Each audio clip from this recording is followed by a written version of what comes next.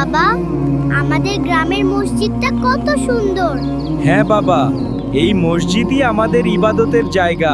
চলো আমরা মসজিদের পাশে খেলি। হ্যাঁ, কিন্তু আজান হলে আমরা না নামাজে যাব। বাবা, নামাজ পড়ার আগে অজু করতে হয়। বাবা, অজু কেন করি? অজু করলে আমরা পবিত্র হই এবং আল্লাহর সামনে দাঁড়ানোর জন্য প্রস্তুত হই। বাবা, আমি কি ঠিকভাবে অজু করছি? মাশাআল্লাহ, তুমি খুব ভালো শিখছো। বাবা, আমরা এখন কোথায় যাচ্ছি? আমরা মসজিদে যাচ্ছি নামাজ পড়তে।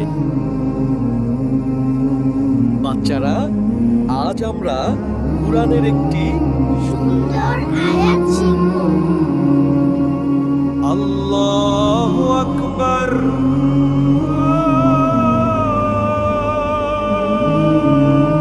দাদু, আমি কি আপনাকে সাহায্য করতে পারি?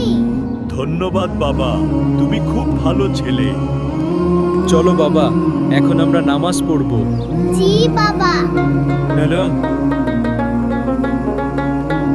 মনে রাখবে বাবা, নামাজ আর ভালো কাজ একজন মুসলমানকে মহান। করে জি বাবা।